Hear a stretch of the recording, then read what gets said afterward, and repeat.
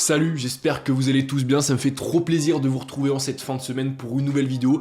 Vous le savez, le mercato vient de toucher à sa fin, en tout cas en Europe. Et du coup, avec tous les transferts qu'il y a eu, évidemment, il y a eu des transferts dans tous les sens, des dépenses dans tous les sens, je me suis dit pourquoi pas faire une vidéo pour mettre en lumière ce qui, selon moi, a été ou ont été les transferts les plus intelligents, les meilleurs coups de ce mercato, notamment en termes de rapport qualité-prix. Avant de commencer, petite précision, je me suis imposé quelques règles parce que j'ai eu envie de mettre en lumière, mettre en avant des transferts pas forcément très chers. Vous avez été très nombreux quand je vous ai posé la question à me répondre des joueurs comme Bellingham ou comme Ugarte.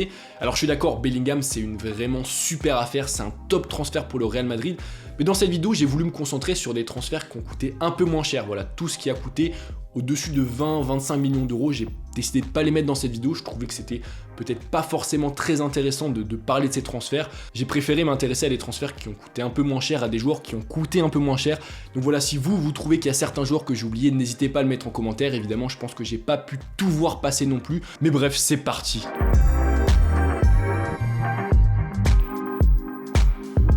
Et le premier transfert de cette liste, c'est l'arrivée de Christian Pulisic au Milan AC pour 20 millions d'euros. On se rappelle, il y a quelques années, Pulisic était un très grand espoir du football aux États-Unis, un très grand espoir même du football mondial. À 20 ans, il avait signé pour 64 millions d'euros à Chelsea. Malheureusement, là-bas, malgré des bonnes performances, il n'a jamais vraiment réussi à s'imposer parce qu'il a très souvent été blessé. Il a beaucoup souffert de ses blessures qui ont finalement ralenti la progression qu'on avait prévue pour lui. Mais ça n'empêche que ça reste un super joueur de foot. Voilà, c'est un joueur qui est rapide, c'est un joueur qui est juste techniquement, qui gagne des mètres avec le ballon. Voilà, on le voit sur ces images. Il est très fort dans les petits espaces avec des appuis bas. Il aime rentrer à l'intérieur, il aime combiner. Et par rapport au marché, par rapport au prix actuellement, je trouve que 20 millions d'euros, c'est quand même une super affaire parce qu'il n'a que 24 ans, mais il a déjà plus de 300 matchs en professionnel, il a également joué une finale de Ligue des Champions, bref, il a beaucoup d'expérience, je pense que c'est un super transfert, très bon coup, très intelligent. Je pense aussi que ça va être super bénéfique pour lui de quitter Chelsea et de changer d'environnement, ça va pouvoir le relancer. Et on le voit d'ailleurs, son début de saison est tonitruant avec les Rossoneri, il a déjà marqué 2 buts, il est explosif sur son côté droit, voilà, il a envoyé cette praline en lucarne face à Bologne. Mais d'ailleurs, plus globalement, je trouve que le Milan AC a fait un mercato, a réalisé un mercato qui est tout bonnement excellent, dans une équipe qui se connaît, qui était déjà très solide l'année dernière avec une demi-Ligue des Champions. Et bien j'ai l'impression que cette année, ils ont encore passé un cap, que l'effectif a encore progressé. Voilà, il y a les arrivées de Loftus-Cheek que j'aime beaucoup pour 16 millions, de Samuel Chukwueze pour 20 millions d'euros ou encore de Noah Okafor pour 14 millions d'euros. Bref, pour moi, c'est que des joueurs qui vont dynamiter cette équipe, qui vont lui apporter beaucoup d'énergie et surtout une profondeur de banc nécessaire pour que, pourquoi pas, les Rossoneri aillent chercher un nouveau titre. On passe au joueur suivant, mais avant de poursuivre cette vidéo, je voulais remercier le sponsor de cette vidéo, CyberGhost VPN. C'est le must-have pour tous les fans de football, puisqu'en modifiant ton adresse IP et en te permettant de te géolocaliser dans d'autres pays, eh bien CyberGhost t'offrira accès à énormément de contenu pourtant géorestreint et inaccessible gratuitement en France, comme les matchs de très nombreux championnats de foot du monde entier qui viennent de reprendre en Europe et qui sont disponibles sur des chaînes de télé étrangères. Et en plus du football, CyberGhost permet aussi de débloquer plus de 35 plateformes de streaming comme Netflix, Hulu, Amazon Prime, Disney+, ou encore BBC ePlayer, tout en disposant de plus de 9700 serveurs répartis dans 90 pays différents. Au-delà de ça, CyberGhost VPN, en bon leader de la confidentialité et de la sécurité de vos données sur Internet, te permettra de protéger toutes tes données en les chiffrant et en masquant ton adresse IP.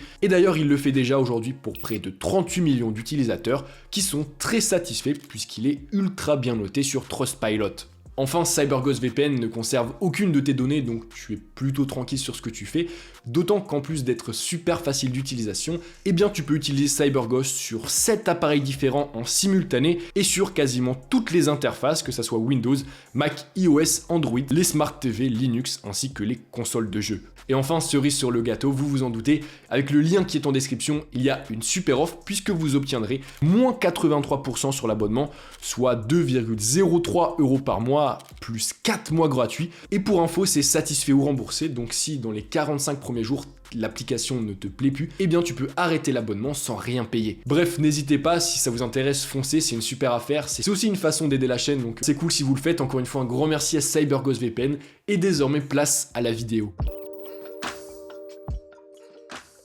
On passe maintenant à la Ligue 1 avec peut-être l'un des transferts qui m'a le plus hypé de ce mercato, c'est l'arrivée au Racing Club de Lens d'Andy Diouf. Alors je trouve que c'est un super coup vraiment pour Lens parce qu'on savait cet été le très très gros chantier pour les 100 et or, c'était de remplacer un Seko Fofana sur le départ, un Seko Fofana clairement qui était le pilier lensois au milieu de terrain, et rapidement le board lensois a opté pour la piste de l'ancien international espoir Andy Diouf, un très très gros prospect de 20 ans seulement, passé par Rennes et qui sort clairement d'une excellente saison avec Bâle. Et ce qui est vraiment pas mal pour Lens, c'est qu'il a un profil qui est plutôt similaire à celui de Fofana, puisque c'est un excellent milieu de terrain box-to-box, un milieu capable de porter et de remonter ballon sur plusieurs dizaines de mètres. Il a aussi une grosse capacité d'élimination, une grosse frappe. Alors certes, il manque encore un peu de lucidité, mais il est jeune, il fait beaucoup d'efforts, et je trouve quand même que balle au pied, il reste super propre. Donc voilà, pour 14 millions d'euros, je trouve que c'est un super coup, il a un gros potentiel. Évidemment, sur les premiers mois à Lens, il va pas avoir le niveau, il va pas avoir l'importance de Seko Fofana. Il faut se rappeler que Seko Fofana a eu besoin de temps, donc je pense qu'au fil des semaines, au fil des mois, Andy Diouf va s'imposer comme un indéboulonnable du 11 lensois, et peut-être même comme un des meilleurs milieux de terrain de Ligue 1. En tout cas, pour moi, c'est une super pioche. On parlait juste avant de potentiel, mais lui, clairement, c'est celui qui a le plus gros potentiel, puisqu'Arda Güler, c'est tout simplement l'énorme, la plus grande promesse du football turc.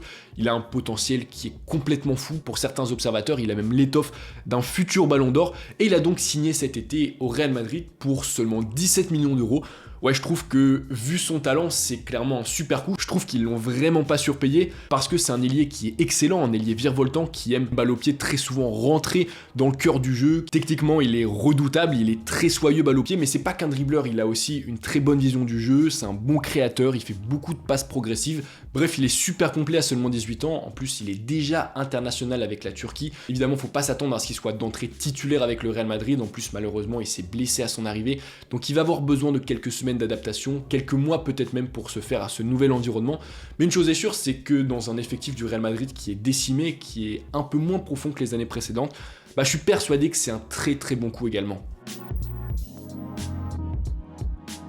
Alors là, si vous avez suivi les premières journées de Ligue 1, si vous avez suivi assidûment les performances et les buts qui ont été inscrits dans le championnat français, vous n'avez pas pu passer à côté de ce joueur qui inscrit pétard sur les pelouses françaises. C'est Teddy Thomas, recruté cet été par Reims pour à peine 4,6 millions d'euros. Et croyez-moi, 4,6 millions d'euros pour ce joueur, c'est vraiment peu.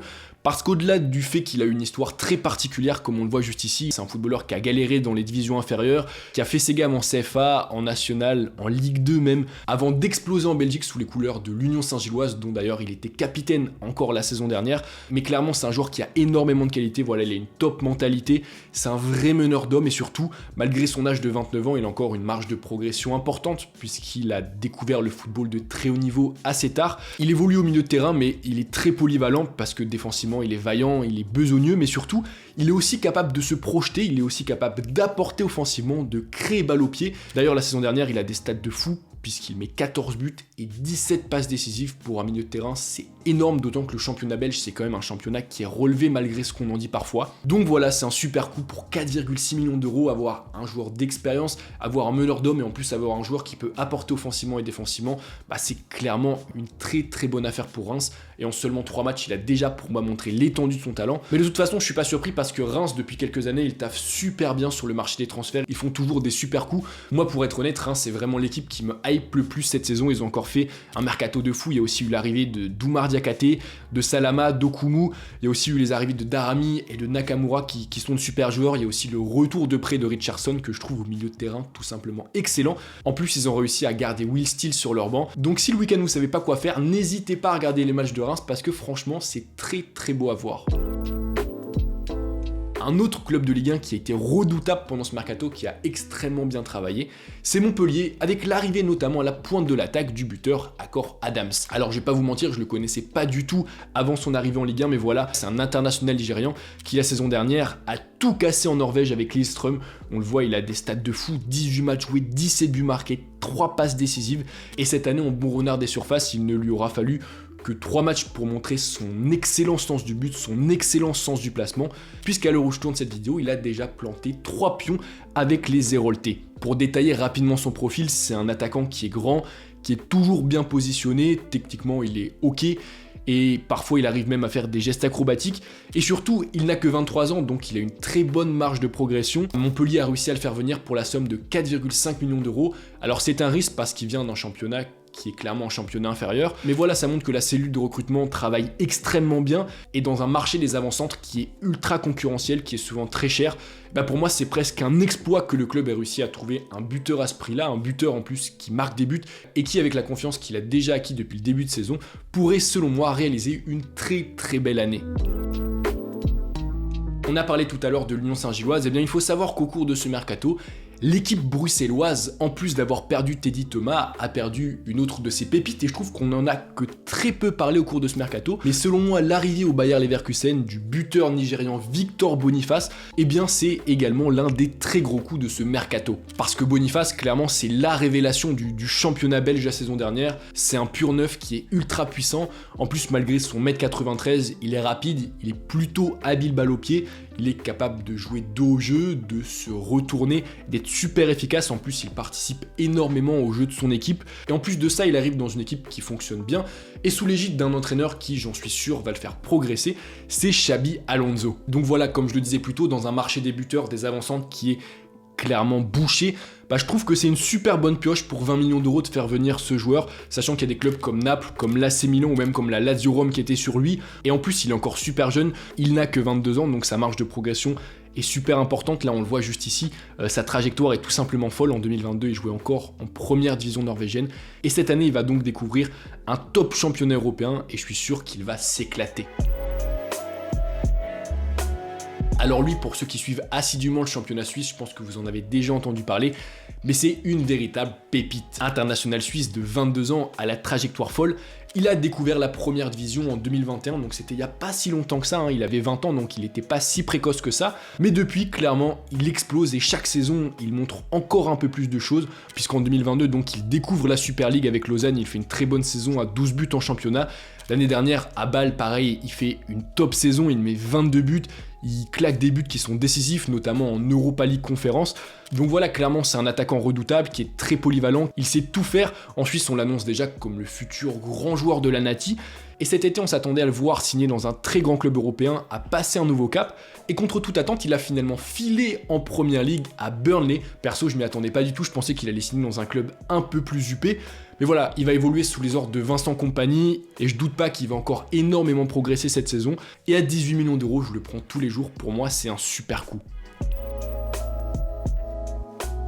Bon, depuis le début de cette vidéo, on a parlé des joueurs qui ont été achetés cet été, mais je trouvais aussi qu'il y a eu des très bons coups, notamment au niveau des joueurs libres, avec par exemple Isco, l'éternel espoir espagnol qui s'est librement engagé au Real Betis et qui réalise d'ailleurs un début de saison canon, puisqu'en 3 matchs, il a été élu 3 fois homme du match. J'espère que ça va durer, il va falloir suivre un peu ses performances sur la durée. Pareil, on parlait tout à l'heure de l'arrivée à Leverkusen de Boniface, mais je trouve que l'arrivée libre de Grimaldo en provenance du Benfica, c'est une super affaire, parce que c'est un joueur qui est super solide, qui est super fiable. Je pense qu'il aurait peut-être même pu prétendre à un meilleur club que le Bayer Leverkusen, qui fait donc une super affaire. Pour s'intéresser à la Ligue 1, on a aussi Le Havre qui a réalisé un très très bon recrutement avec l'arrivée de l'international russe Kouzaïev, qui a déjà passé 6 saisons au Zénith Saint-Pétersbourg avec des matchs européens. Il a aussi joué la Coupe du Monde 2022. Bref, il a beaucoup d'expérience, et pour un promu, faire venir librement ce type de joueur, c'est un top transfert. En Ligue 1 toujours, j'ai aussi noté l'arrivée de l'ancien milieu toulousain Spirings, qui s'est engagé à Lens. Pour moi, c'est une super prise pour les 100 et or, parce que c'est un excellent milieu récupérateur qui statistiquement est parmi les meilleurs milieux de terrain d'Europe, et donc il est arrivé librement à Lens. En plus, il connaît déjà la France, donc je pense qu'il va s'adapter très très vite. Et enfin, je pouvais pas terminer cette vidéo sans évoquer la recrue montpelliéraine, le Messi jordanien Altamari, qui a rejoint donc l'Hérault après une saison folle en Belgique, et qui a déjà fait énormément de dégâts en Ligue 1. Je sais pas si vous avez regardé les matchs de Montpellier, notamment contre Reims, mais voilà, il est très très fort. Enfin, pour terminer, et là ça va bel et bien être la fin de cette vidéo, j'avais envie de mettre quelques mentions honorables, quelques bons transferts, quelques très bons transferts, des transferts intelligents, mais que j'ai pas forcément mis dans la liste un peu plus tôt, pour plusieurs raisons. Le plus souvent, c'est parce que je trouvais que le prix était peut-être un peu trop élevé par rapport à la qualité du joueur, même si ça reste une super affaire. Donc voilà, dans la liste des mentions honorables, j'ai mis Mohamed Salissou, le défenseur arrivé à Monaco pour 15 millions d'euros. J'ai aussi mis Enzo Lefebvre, le joyau, la pépite lorientaise qui arrive donc à Rennes pour 20 millions d'euros. Je suis super content de le voir rester en Ligue 1. C'est un joueur qui est très très soyeux balle au pied, je l'aime beaucoup. Pareil, à l'OM, il y a les arrivées d'Ismaïla Sarr et de Kondogbia. Je trouve que c'est de très très bonnes affaires. Kondogbia, j'ai vraiment hésité à le mettre dans cette vidéo. En plus, il a été acheté que 8 millions d'euros.